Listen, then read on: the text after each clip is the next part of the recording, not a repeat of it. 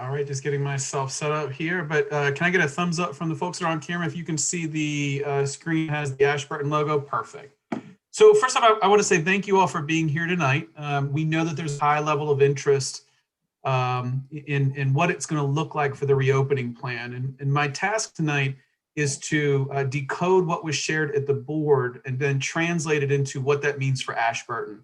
And so I'm going to provide some clarifications on what the board shared. I'm going to provide some preliminary ideas of what that means for the Ashburton community. And then I'm also going to invite you all to another meeting in about a week where we will review in more depth the plan for the return. You'll get a good idea of what that might look like though tonight. So I did want to share that with you. I appreciate the pre-submitted questions. My goal is to try to get through as many of them as I possibly can. And then I do want to encourage you to put questions in the chat throughout. Thea is going to monitor the chat for us and is going to get to us at the end. I'm going to admit here that if you do it as we go, I'm probably going to answer a lot of your questions. So here we go. So again, using the chat feature, you can solicit or put questions into the chat so that we answer them along the way. I talked about the purpose of session. And really what everybody understand is that this is the best thinking at the current time. I also understand that every single family is in a very unique and position. There may not be a perfect model for every family, but we are doing the very best to make it perfect or as close to it as we possibly can for a lot of different stakeholders. All right, so just a quick idea of where we are in the process. The planning for this has actually started in the summer. And principals were working up to the day. We had been working all summer. We were coming back in September. And of course we didn't, but we've been working since then and continue to do so to refine the plan. We've engaged with the community through a number of these town halls and in other methods. We plan to continue to do so, and I'll share that information with you along the way. Obviously, the February 23rd board meeting weighs heavily here because that's where they're going to decide the feasibility of returning as planned on March the 15th. And they're also going to readdress some of the other things that they took up at the February 9th board meeting. So just some quick updates about that. It's important to understand when I talk about phase, it's the when. Rotation is going to be about how, and the model or instructional approaches are about the what. So we're talking tonight about who's coming back, when they're coming back, and what it's going to look like when they do. I also want to point out that there's been discussions around Title I, focus, and non-focus. Ashburton Elementary is a non-focus school. So what I share with you tonight is the non-focus plan for the return. Just a quick idea of the numbers we're dealing with. You all know that we are the largest elementary school in MCPS. We have the largest staff in any elementary school in MCPS. We have about 380 students who are staying virtual. We have about 508 who are coming back for in-person. 190 of those 500 are going to get on a bus in the morning and come to us. It's going to take 39 classrooms for us to have all the kids in the building. 70 students play some sort of instrument, and several of those are trombones. And the reason I share that example with you is because I can tell you for a fact that every trombone player requires 54 square feet of rehearsal space that I've got to find for them so that they can play the trombone while they're in school in person. I also share that with you to say that's the grain size that we're at in terms of our planning for the return. So we are working on that. I spent a good portion of my morning talking with Ben Kepler about trombones. All right, so when is this all going to start? Well, the board voted and is maintaining March the 15th. And who's coming back when? Grades K through 3 will be coming back to Ashburton on March the 15th. And we will talk in a second about special populations. This is a change that was made at the Board of Education on the 9th of February. Grades 4 and 5 will return no later than April 6th, according to the current timeline. And so we're not waiting for phase 1 to prepare for phase 1.2. I want to be very clear that we're planning for phase 1.2 right now because dominoes that affect phase 1.1. So when we talk about what that looks like, as I mentioned, we are a non-focused school, which means students in grades K through 2 come every day, 4 days a week, every week in the building. That Wednesday is still a virtual day for all students across the county. But for our K through 2 students, they will start on March the 15th, and we will have them every Monday, Tuesday, Thursday, and Friday where they're in school. Grade 3 will be on an A week or a B week rotation. So students will come to us 1 week and then stay home the next week. still learning virtually with the same teacher. And then again, grades 4 and 5 are also in that A week, B week rotation. As we get closer, we'll start talking to our 3rd and 4th grade families about what that means. So I talked about special populations, special education specifically. The clarification was made by the board, and I got 3 or 4 people who are running this with information about it. All students with disabilities will be brought back into the building starting on March the 15th. That includes students in grades 4 and 5. We will be in communication with those families. I want you to hear again what I'm saying. All of our students with IEPs will return to the building on March the 15th, regardless of their grade level. K through 5 will come back in, and we'll talk with the parents, especially in grades 4 and 5, about what that looks like in terms of instruction. So they will be coming back in phase 1.1, if you're 4th and 5th with an IEP, prior to their general education peers. Again, we'll be working with the families on that. And so in terms of a timeline for communication, well, we're here tonight. What was shared at the board, we are actually doubling up. So we're doing a meeting tonight. We're going to be doing a meeting on February the 18th that will be specific to the plan for Ashburton. February 23rd, the week thereof, parents will be informed electronically of more of the details around whether they are the virtual or the in-person experience, who the teacher is, and what the schedule is for students in phase 1, which is all of our students. They're just in 2 different phases or segments of that phase. There's a blackout period from March 1st through 12th where no changes can be made because February 26th, I should have mentioned, is the last chance that a parent has to let us know that they're changing from all in person to virtual. I'll talk about changes here in a second too. March 15th, phase 1.1 begins, and phase 1.2 begins no later than April the 6th. So I got a lot of emails over the weekend, and there's a confluence of factors involving a Washington Post article and a communication that all principals sent out to their communities related to the hiring of classroom monitors who could earn $15.72 an hour for coming into the building. Classroom monitors are being hired by the system to fulfill a number of roles in the building where there's a shortage of human capital. And you can have a shortage of human capital for a variety of reasons. I want to be very clear on one thing. Ashburton currently has no need for any classroom monitors. We are able to staff the return to school with our teachers and our paraeducators with very little deviance thereof. It might be me in the classroom on occasion with your kids. It might be Ms. Elaraj or Ms. Rubin, but it is our teachers and our paraeducators who would be in the classroom. So again, not only will we not have any, but I asked my director, just in case I ever did need some, could I submit an additional request? The answer was no, that I've missed that deadline because I don't have a need for them. And so the other question is, so who's going to be teaching the kids, right? So if I've clarified that there was this idea that it was going to be these classroom monitors, teachers are all at home and this, that, and the other thing, that's absolutely false. Our teachers will be teaching your children. And I will go further to say, when we met last time at the town hall, I said that based on the current language, there was a chance that we would have to reassign teachers among different grade levels, or that we were going to have to resection students to different teachers. Right now, every child at Ashburton will continue to work with the same teacher that they have worked with since the first day of school this year. In kindergarten, not only are they going to have access to their teachers, but we have an additional kindergarten teacher that we've hired to help us. She is a certified teacher. She is wonderful and has already been proven to be amazing. If any of the parents in Ms. Fox's class have gotten to work with Mackenzie Garrison, she is phenomenal. And my goal is to, in spite of any coming budget cuts, is to keep her on staff for next year. So that's our primary focus right now. So our kindergartners get the bonus of working with their current teacher and working with Ms. Garrison. So what will the instructional model look like at Ashburton? Well, it's going to look like a variety of things, but primarily it's going to be what we call the support model. And before I go any further, because I got a lot of emails about it too, the support model is not babysitting. The support model involves direct instruction. It involves the teacher in the room teaching both the students in front of them as well as virtually. It involves small groups. It involves pull out for special education and ESOL. It involves a heavy dose of direct instruction. It will just look different from classroom to classroom based on the needs of the kids, based on the approach of the teacher, and based on the availability of staff. So they're going to experience multiple instructional models. I'm not choosing one or the other. In fact, I'm going to rely upon the brilliance of our teachers to figure out how to do this. And again, our teachers will be doing this work. And then the other thing is that this is not babysitting. It's not going to look like it did on March 12th. I've been upfront about that. But it is going to involve a lot of direct teaching.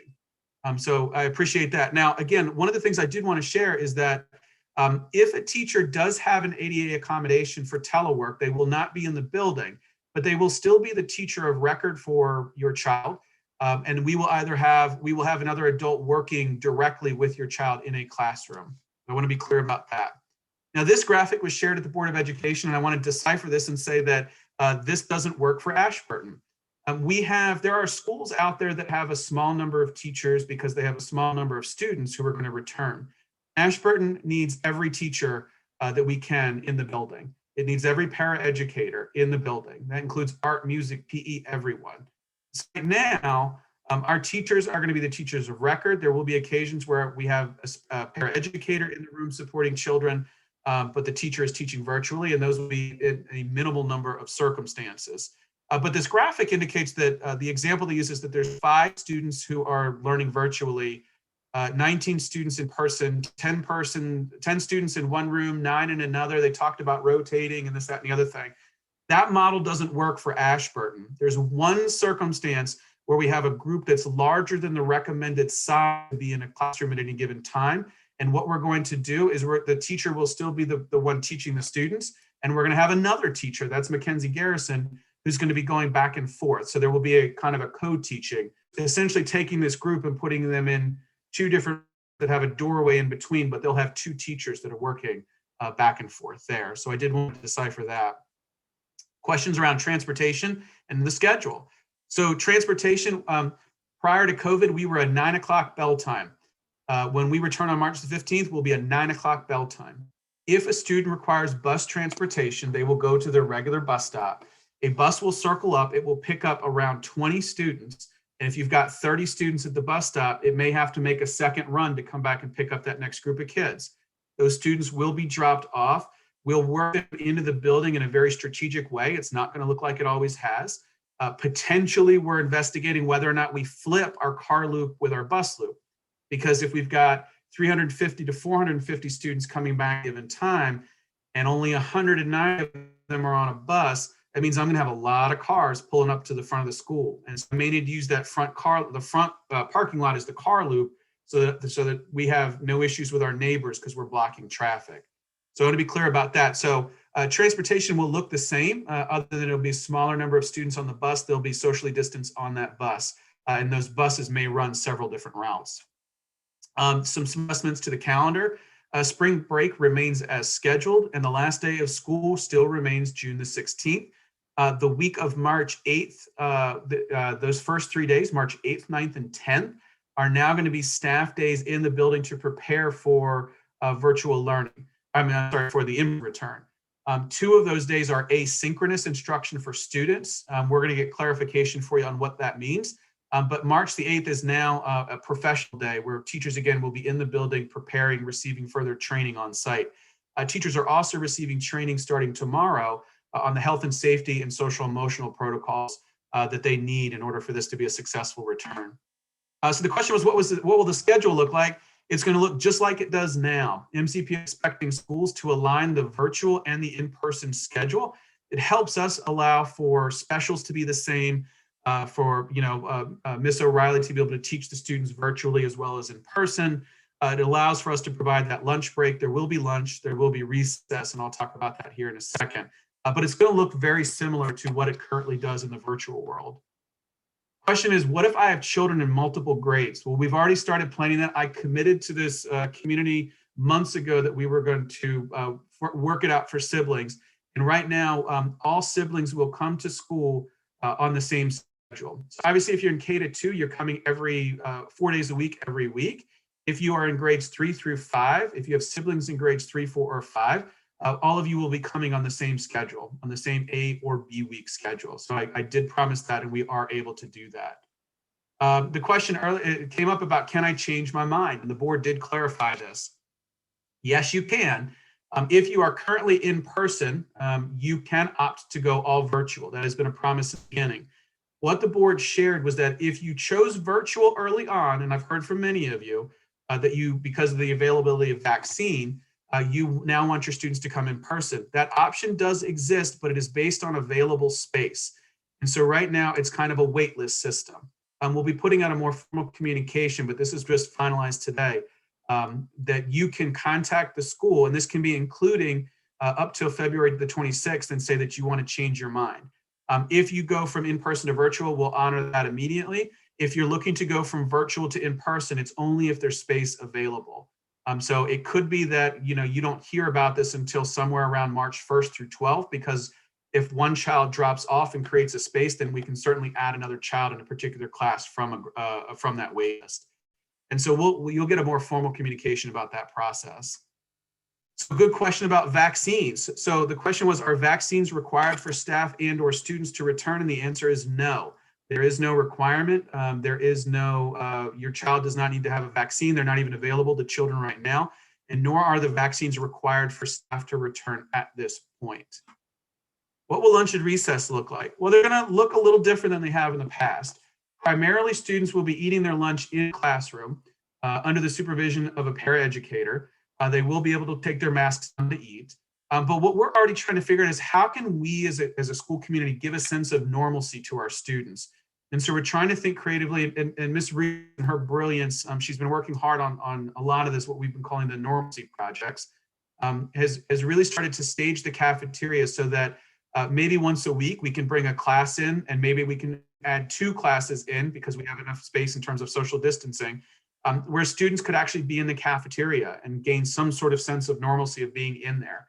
Now, I'm going to admit it may not be at cafeteria tables. We may have to have separate, smaller tables or desks for them to eat at. But we want to give our kids something exciting. We're thinking about decorating the APR, playing music, playing a movie, or using it as a wellness activity during their lunchtime. So we're really trying to make sure that we meet the social emotional needs of our kids that way too. Lunches will not be served in the cafeteria. Students who require a lunch from the cafeteria would do a grab and go on their way in. There will be bag lunches available. They'll bring them down to their classrooms with them. There will be plenty of hand washing throughout the day, but especially during lunch. Before and after lunch are minimal requirements, as well as after recess and before students head out to the playground. So let me talk about recess really quickly before I move on. Recess will be students on the playground. We're going to have to minimize the number of students. It'll probably be a grade level plus a little bit more at a time. We will be socially distancing them. They may use the playground equipment. They may not use any shared balls, chalk, hula hoops, or anything like that. All students will have to wear masks when they are on the playground for recess. And we're going to put this out to the community again with more specifics, but they have to be the ear loop style masks. They cannot be the gator masks. They cannot be anything that ties in the back or hooks in the back, because with the equipment in use, it could present as a strangulation hazard. We do not want our children put in harm's way that way. We will have PPE on site for students who forget, or if something gets muddy or soiled, we will be able to replace it on site. And we'll provide more information about that to the community. So question about cleaning, what does it look like during in-person learning? So we already have regular COVID cleaning protocols in the building. There will be cleaning throughout the day. And I've already warned staff that there will be a cutoff when they have to leave the building each day, because building services staff has been trained and is being provided with a sanitizing sprayer. It's an ionizer that they will go through and mist every single room every single day. So our students will have to have desks completely cleared off. Our teachers will have to have their desks completely cleared off. And again, I talked about furniture a little bit earlier, but there's going to be a minimal amount of furniture in every classroom. So that will happen every day, as well as other in-between cleanings. That's the purpose of Wednesday being virtual, is to provide additional cleaning time for our building services staff to work their way through. So there will be a heavy emphasis on cleaning and regular cleaning throughout the day as well. What type of trainings will staff receive? I mentioned this a little bit earlier. They're going to get training starting tomorrow on PPE use, on working with students around their social emotional needs, on health and safety protocols, and a number of other areas. That's in addition to all the training they've already been receiving around virtual instruction. There's going to have to be on-site professional development, and we've got a great staff development teacher and a great reading specialist in Ms. Rubin and Ms. Elraj to really provide our staff with that support on. So we've been trained to teach in person. We spent time over the summer and throughout the course of the year training on how to teach virtually. And now we're going to have to teach in this approach where I'm working with both sets of students simultaneously. And so there will be training on that as well. What will specials look like? Well, they're going to look very similar to what they look like now. We won't be in the gym because it's not a permitted space for use of having the kids run around for PE. There will be activities in the classrooms. If you are an art student, I already put out to Mr. Roth and Ms. Danino, I need a list of individual supplies because there are no shared materials that every student must have in order to have an effective art program. And so we're going through the purchasing process for those so that every student will have their own crayons, their own this, their own that, so that they can continue to learn from Mr. Roth, Ms. Danino. Same type of approach for PE and music. Students can sing during music. That was a question. A lot of the instruction will look very similar to it now. It will be provided by our art, music, and PE teachers. A lot of good questions, and this is kind of the last question of the pre-submitted portion around temperatures being taken, contact tracing, what the protocols are for specific spaces. I can say that there's been a lot of thinking around that. MCPS is finalizing that process. We have a robust approach when we're talking about staff. They're working with the medical professionals and the legal professionals around how to handle those situations. And that clearly will be communicated to parents in advance of them setting foot. This is one of those things, and I did preface this at the beginning, I have answers, but not all the answers at this point. And this is one of the things that we are still waiting on final clarifications for. And so with that, I know that the questions have been lining up in the chat. I'm going to drop off of the presentation there, and I'm going to open it up to Thea to give me some questions from the chat. Hi there. We've had a bunch of questions, which is awesome. So the newspaper referred to MCPS adopting a surveillance protocol outlined by the Rockefeller Foundation. Can you be more specific about how that applies to Ashburton? I can't, and that's one of those things where I just don't have the information at the current time. That was the first that I, as a principal, had heard of it, and I don't know the source or where that came from, but that leads me to believe that there's been a lot of good thinking around it, and that I'll soon be trained on it and be able to communicate that with you all too. And then, will another survey be sent? So I said there, that was a question that I wanted to clarify from the board. There will not be another survey sent, no. But again, if there's a parent change, that there's a request for change, we will outline the process. It will involve you contacting the office. Can we change our answer about whether we need the school bus? Yeah, and the way you do that is don't go to the bus stop. That's how that's going to work. So there is no, drivers won't have a list. Essentially, they're going to go to the regular bus stops. They're going to pick up as many students as they're allowed. They're going to bring them to school. Parents are going to have to be with their children at the bus stop, because if the bus comes through and doesn't pick up your child, we want to make sure that there's a parent there with them, so or another trusted adult. Okay, and just moving on, there was a later question that you just answered. So any type of IEP or speech IEP included in the March 15th group? Any IEP. And so the way it breaks down at Ashburton is we have three particular programs that we draw from there. The homeschool model program, which is the vast majority of our students. We have what's called hours-based staffing. That's the other major group, and all of those students with IEPs would be brought in. Obviously, if you're already in phase 1.1, you're already joining us in person. If you're in phase 1.2, those are grades 4 and 5 with an IEP, you'll be joining us on March the 15th as well. And what about 504s? So that's a good question. I don't have an answer to it. Right now, I've only been told that it's IEPs, but that question was put out for clarification. It did not say 504 at the board. It only said that there were IEPs. Sorry, will there be a need for parent volunteers, and how can parents in the PTA support the reopening plan? So I love the offer. I love the thinking, but I also want to be transparent to say that most parents won't be allowed past the front door. And so I'm going to pivot from the volunteer to say, we have kindergarten kids that are going to come into the building that have never been in our building. And we're already thinking through, Ms. Strauss, our admin team, our core team is already thinking through, how do we orient children to the building? There will be an orientation meeting / process, likely virtual, that we walk through what that looks like. And our thinking right now is that we're going to break that apart by grade levels or grade level bands, because it might look different for K to 2 than it does for 3 to 5. What we want to do is address the emotions that are involved here, make our students feel more comfortable. We're trying to figure out, creative ways to help our students navigate the building that they've never navigated before, and that's beyond kindergarten. So we are thinking through that, but unfortunately, parents at this point are not going to be allowed past the front door. That's a health and safety reason. Okay. Can parents supply any extra resources like HEPA filters? There may be personal items that you can provide your child that they bring in, extra masks or things like that. But in terms of HEPA filters, the answer would be no. MCPS is handling that. And I will say that I don't want to say it's a benefit of COVID because that sounds awful, but, and again, credit to our PTA for this too, of years past. Over the summer, we received an HVAC renovation. We've got a brand new system that runs the majority of the school. We already had other additions with updated systems in them.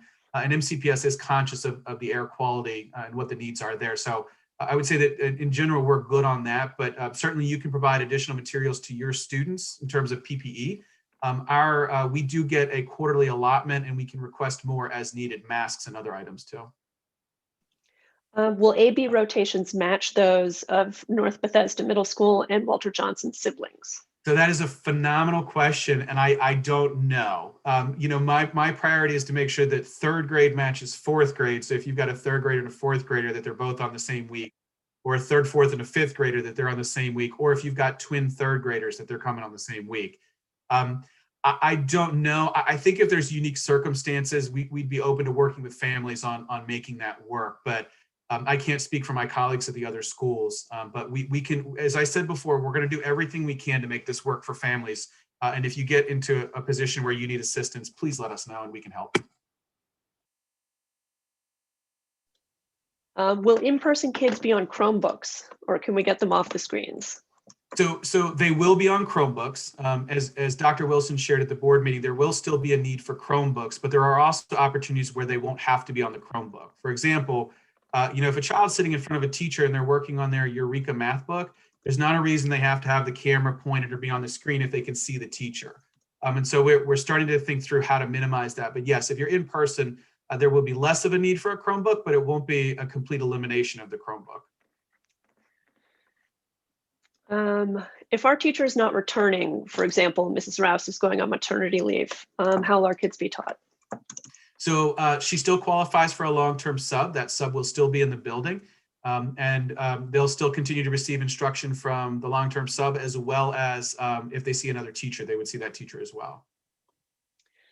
What is the reporting policy for people who test positive, and have guidelines been established for quarantining if someone in the class does test positive?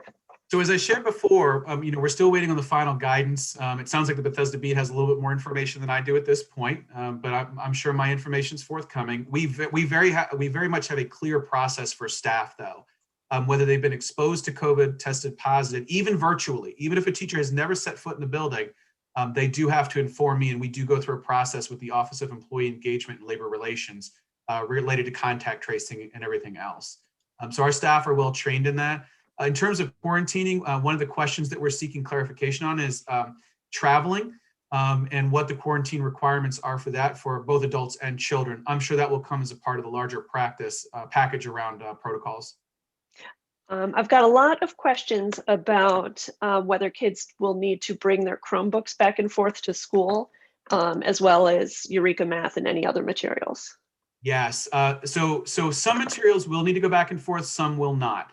The challenge is that Wednesday is all virtual. And of course, if they need a Chromebook for Wednesday, they're going to have that Chromebook at home. And the students that are on an A week, B week rotation are going to need to take it home on Fridays as well.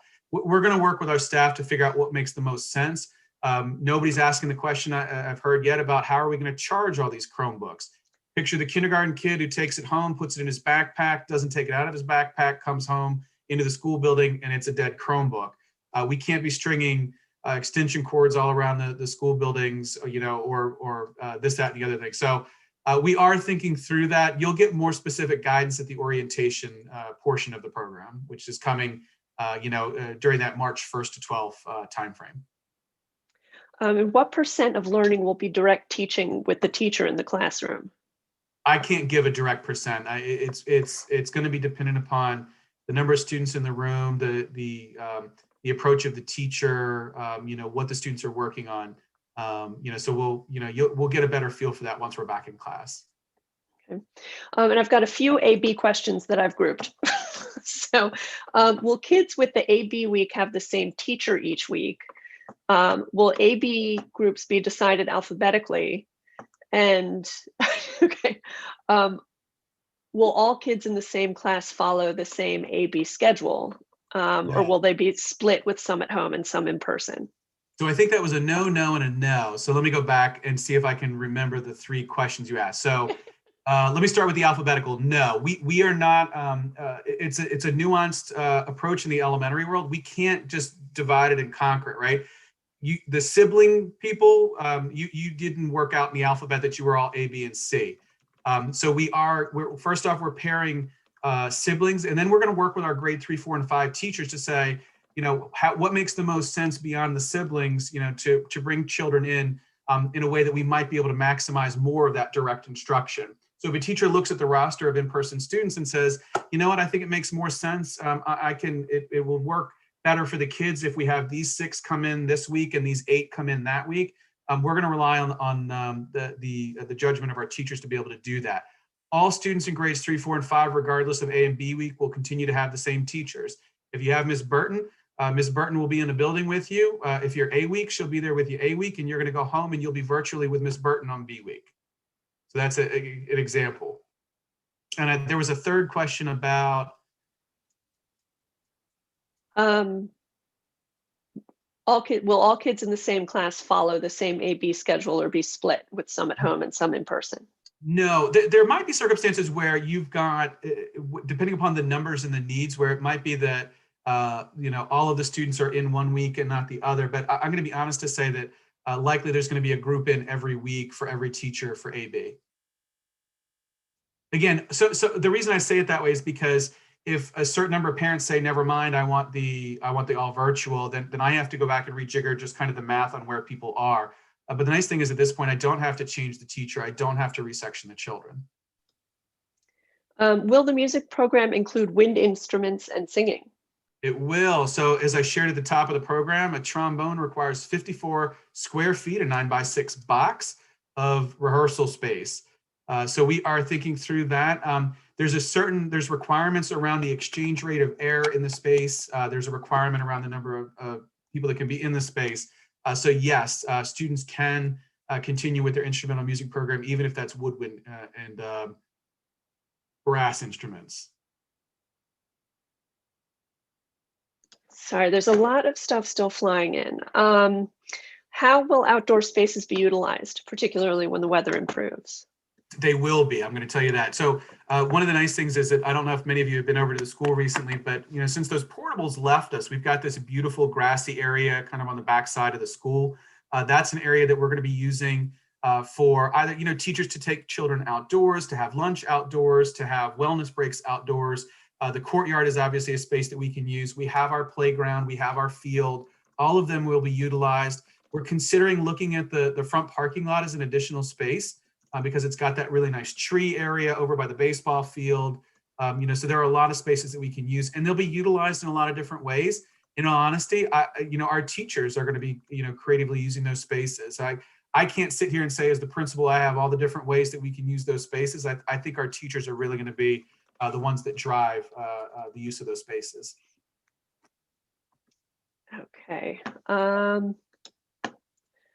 Will we be able to request for our child to be on the same AB schedule as their friends? We will work with families. I'm going to say that's a request I may not be able to honor.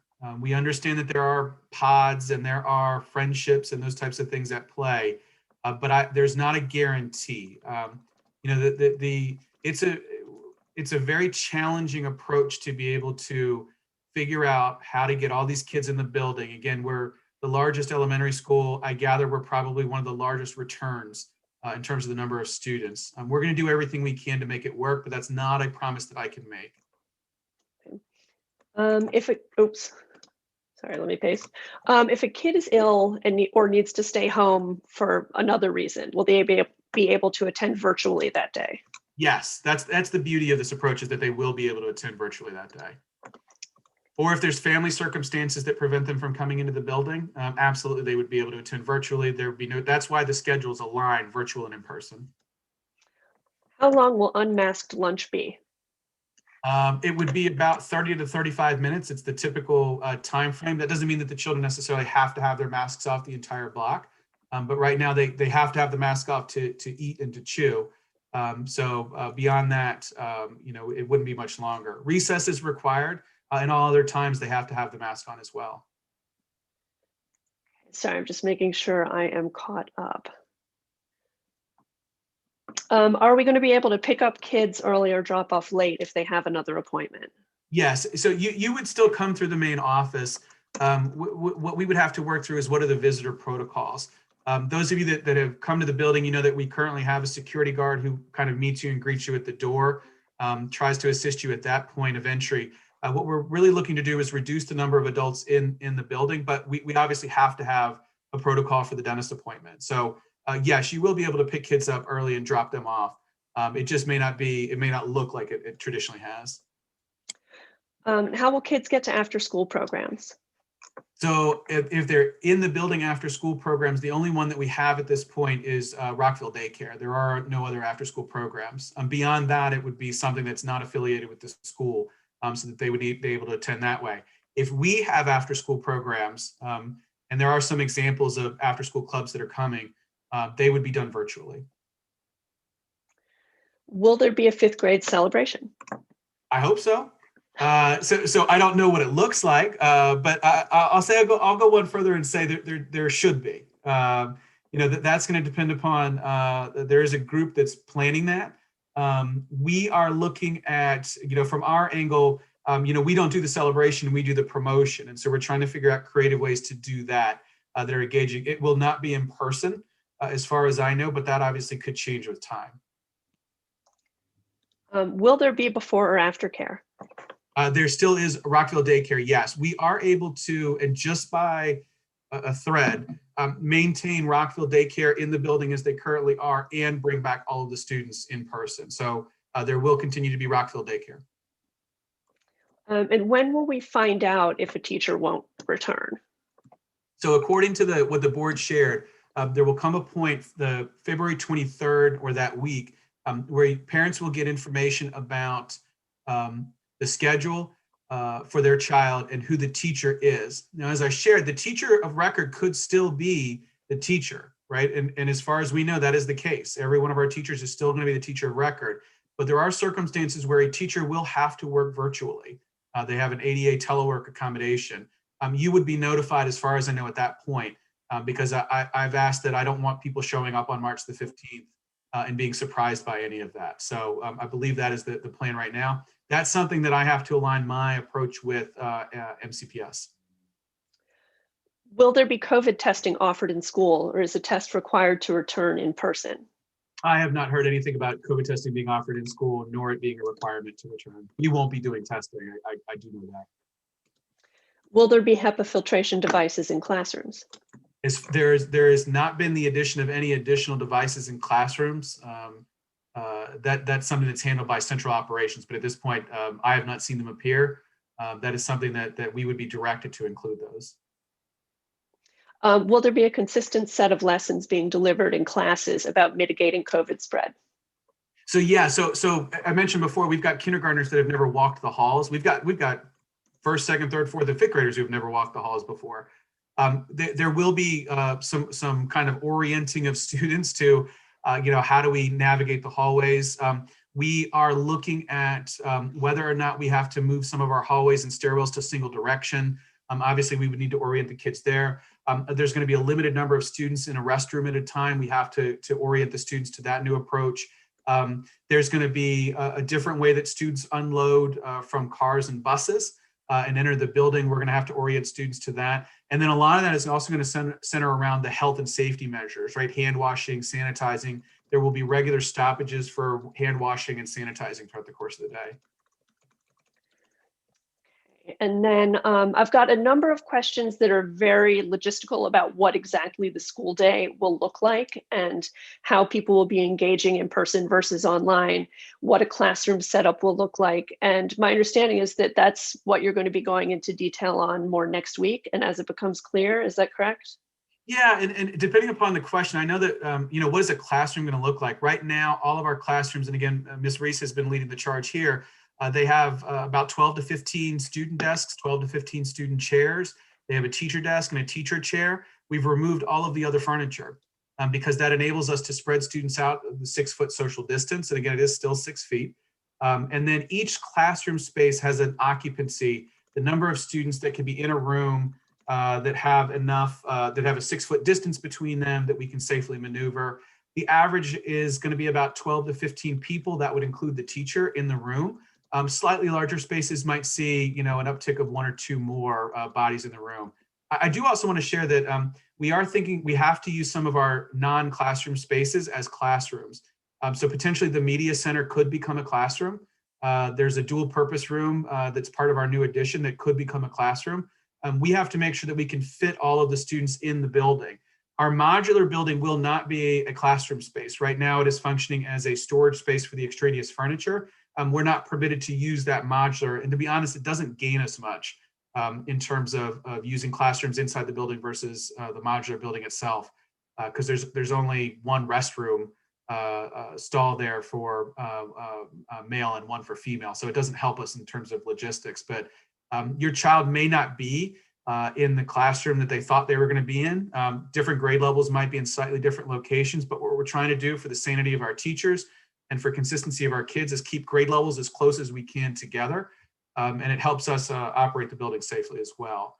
Beyond the what it's going to look like on the day-to-day, I've shared that there's going to be components of direct instruction. There's going to be components of, work through the Chromebook. It's going to be a balancing act. There's going to be a little bit of both. There will be some small group instruction, particularly in ESOL, special education, and in other interventions and settings. So I couldn't define for you exactly what it's going to look like, nor am I going to define that, because that's really going to depend upon the awesome teachers that we have and how they're working with our students in the classroom. Okay, for virtual only students, will the adults at home need to supervise more closely if the teachers are simultaneously teaching virtually and live? It shouldn't. Nothing really changes in terms of what a student is doing at home virtually now than they will be on March the 15th. It's going to look the same. So in terms of, if you're supervising your child now, I have to sit for periods of time with my kindergarten son. My 4th grader may still live in the house. I don't know. So it's really going to depend upon the child, but that's going to be a family to family, individual to individual decision. And by the way, she does live in the house. She's the one that brought me the glass of water earlier because I texted, desperately. I am wildly aware that both of my children are in the house all day, but you've met them. So, okay. Who do we email if we change our mind about attending? So there will be a formalized process, because what I want to spare Ms. Jacobs is a dump of 500 emails suddenly, because the idea was initially floated, just contact your child's main office, and those of us with larger schools, especially in the WJ and BCC cluster, said please don't do that. We need a formalized process. So they agreed it's coming. I'm going to explain it in clear language. It's not going to be buried in a weekly community update. It's going to be a separate email that I'm going to provide to the community. Will kids be able to buy lunch? So right now, that I have not heard that there will be any cost for lunch. Again, the lunches that are going to be provided are grab and go bags, so they're not going to be hot meals. So students can grab them. They'll grab them on the way into the school. We haven't figured out if we're going to have tables set up or how we're going to navigate this, but they'll take them with them to their classrooms.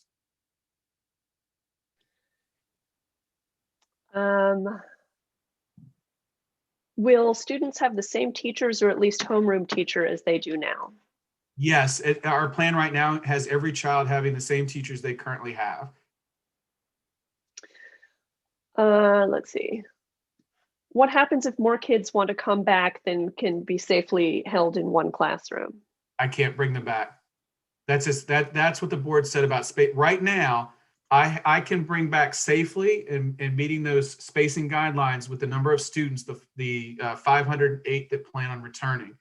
I am going to be honest to say that the wait list is going to be kind of hard to get off of, because right now I've got 39 classrooms and they are each kind of at that max. So this might be a one in, one out situation for that wait list approach. But I don't have extra teachers that if I get more kids that I can bring them in. We don't even have the space for that currently. As I said, we're already looking at our media center and some other spaces in order to be able to provide these classrooms to make this work. How's the teachers' morale overall? We read a lot in the media and would like to know what's going on. So I appreciate that question, and I'm going to be honest here. The media recently has not been kind to teachers, and I think unfairly so. There's a lot of misinformation out there. There is a lot of stress and anxiety, and we understand every parent is in a different situation. Every community member is in a different set of circumstances, and they have in their mind what an ideal scenario would look like. I've heard some pretty devastating things that have been shared with me personally about what people are seeing on social media and how they're deciding that that's a teacher not wanting to come back in the building. I've heard teachers have been accused of jumping the line to get vaccines and then deciding they're not going to come into the building. That's not been the experience. It's not fair to our teachers to have to deal with that. They're already stressed beyond all belief, and I'm going to be honest about that. With this virtual thing, it's not what anybody signed up for, but they have been doing a phenomenal job with it. Long hours, late nights, a lot of stress, a lot of anxiety, and they're still pulling it off. And now we're going to shift them into the in-person setting, and they're going to continue to do a phenomenal job. I know they will. I know that they can do it. But that certainly doesn't eliminate the stress in making that shift. So morale is tough right now. I've said it before and I'll say it again. We have the best staff in MCPS, and whether they're in the room or they're teaching virtually, they are going to continue to be the best staff. But I do want everyone to send the positive vibes, really send them their appreciation, because they absolutely deserve it. And if you have concerns about something you're seeing in social media or something that you're seeing in the news, reach out to me. A lot of times, the information that's out there is either false or misleading, and I'd like to be the one that corrects that on behalf of the teacher. So absolutely, please reach out to me if you have concerns. Is there a way to make sure that your survey went through properly? If you have a question about what the status is, you can certainly reach out to Miss Jacobs.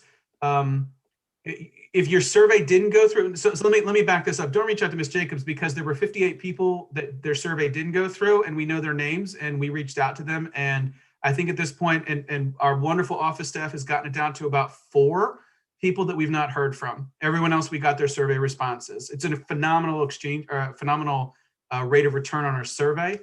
There are communities out there that have only heard from 50% of their population. We've heard something like 98%. And we had to do a lot of legwork to get there. But I'm going to stop here and say, I need everyone that's listening here to make sure that they have updated their contact information in Synergy. The communications are going to go out a lot through Synergy, and we need to make sure that we have the right email address, the right home address, a lot of that on file. So please take the time to update that information. If you need assistance with that, please contact our office to assist. How will it work for 4th graders who switch between teachers for math and or ELC? So right now the plan is that they aren't going to physically switch, but this is where the Chromebook plays a role, where the teacher that's in front of them may not be the teacher that's teaching them math. So they're going to have to access that right now through the Chromebook. That's our plan right now. Will you be able to share the presentation that you showed everybody? I'm seeing some questions that were in there earlier in the session. This presentation? Yeah, I can share that. Yeah. Okay, yeah. Great. Yep. Okay.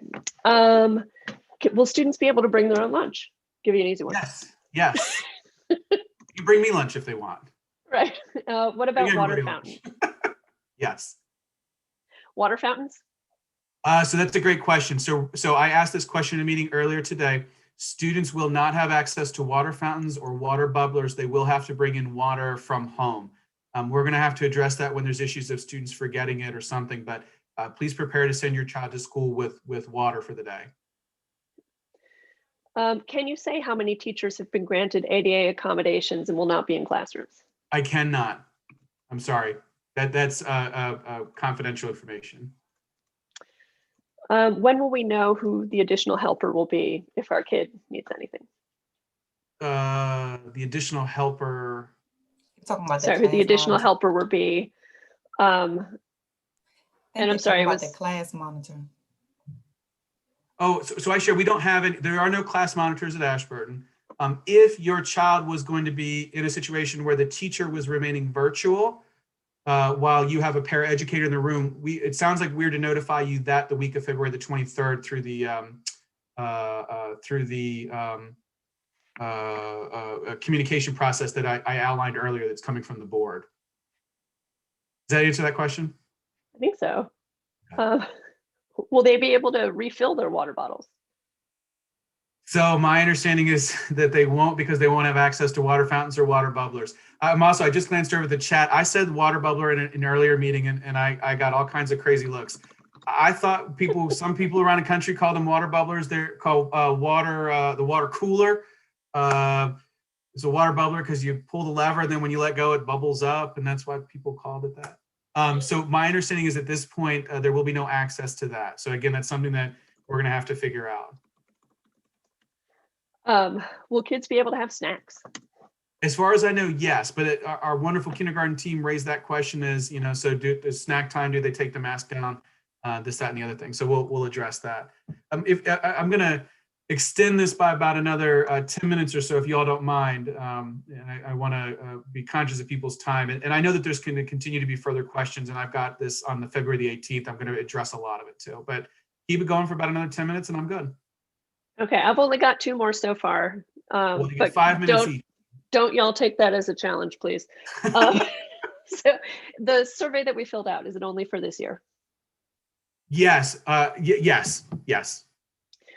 And what if a kid has dietary restrictions? I imagine that's for the grab and go lunches. I would assume that we'd be able to meet those dietary restrictions, and that is a great question, and I can certainly get an answer to it. Will the 4th or 5th graders have to tune out the teacher teaching in class while zooming into a room next door? So I mean, tune out, yes, but no more, or no more than they would have had to tune out the kid sitting next to them on March the 12th. All students will be in the classrooms that when they're on Chromebooks, they'll have headphones on. So it actually, I think, is going to be a quieter environment than anything else. Yes, if they're in the room and the teacher's teaching, their math class and the students in another math class with a teacher down the hall, at this point, they would be able to access it through the headphones. Will they be able to buy bottles of water? I have not heard that that's the case. Certainly that's a great question, because you used to be able to purchase them out of the cafeteria at a pretty low cost. Again, water is something that is a new question. I think within the last 8 hours, I've started to hear more and more about water, hydration, and those things. So we are, as a system, it's not at Ashburton, it's across the system. They're working through what that looks like. Will we know the lunch menu in advance for the grab and go? I would assume so. There's a pretty standard way that the Department of Food and Nutrition Services provides those lunches, but I will say that they are incredibly passionate about food and always have been. So I am actually interested in what the menu holds. Sometimes I know what's on the cafeteria menu is better than what I have in my house, and I like to get the cafeteria meal. So I'm interested in that as well, because it may be my option to pick up a grab and go too. Will kids wear a mask all day? At what point will they be able to take them off? And then as a corollary, if a student keeps taking off his or her mask or won't wear it properly, what happens? So two-parter. Yes, there is a requirement to wear a mask all day, including at recess. The only exception would be for lunch, but a student needs to wear it on the bus, the time they enter the building, when they're working with groups of students inside and outside. Regarding the resistance of a student to wear a mask appropriately, the Office of Student and Family Support and Engagement is working through an approach to that's more restorative and teaching. But we're going to get clarity on, so what happens if we consistently do have issues? And that will obviously be shared with parents as well, because you're going to want to know that in advance. And then headsets, will kids be required to bring them? They can bring their own. I have a pallet of 900 and some odd sitting in a room right now. They are being provided by MCPS. Headsets are headphones. They don't include a microphone because the Chromebooks themselves have microphones in them. Can we send peanut or nut products in their lunches or snacks? So my assumption would be that as long as it's not a peanut, tree nut free space, that would be okay. Now, I do want to go back to the guidance that we provided because this is changing a little bit because we no longer have the cafeteria. So we are going to provide updated guidance to parents on that. We're going to have to work with Food Nutrition Services and the Department of Health and Human Services to clarify that. But we've always asked when at all costs, if you could avoid it, do. But we understand that, peanut butter is an easy, quick source of protein, and I'm a chunky man myself. And, I will bring it in occasionally as well. Super chunky if you've got it. But we'll get you information on that. It's a great question. Please never call me chunky. Okay, well, we've got a bunch, we've got a lot of really lovely messages from people in the chat just thanking you and the staff for all of their hard work. So I wanted to make sure to call that out. And aside from that, I think we're good to go. Thank you so much for taking all this fire. Well, and I appreciate the appreciation, but again, I can't underscore enough. Counter the negative messages you're hearing in social and other media by letting your teacher know, letting your kid's teacher know how great of a job they're doing, because they really are doing a phenomenal job. It's their hard work that's gotten us this far and that's going to get us to be able to move forward. So I'm grateful to have the best staff in MCPS to work with. I've got a great parent community to work with. Thank you, Thea, for the Oprah style approach. I do like the approach that we do this because it honors the questions in the chat. Thank you to Marilyn and the PTA for their constant support. Big shout out to all of those who donated to the PTA's fundraising drive, because you're putting materials in our kids' hands and creating a lot of fun memories for me and my family on the side. So very much appreciate everybody being here tonight. I will send out a link to the recording as well as the presentation that we used tonight. Again, you'll notice that it's the same presentation or portions of it that were shared at the board. Please do join us on February the 18th for another update where we're getting closer and closer to welcoming kids back on March the 15th. So thank you all for being here. It was great to see you guys.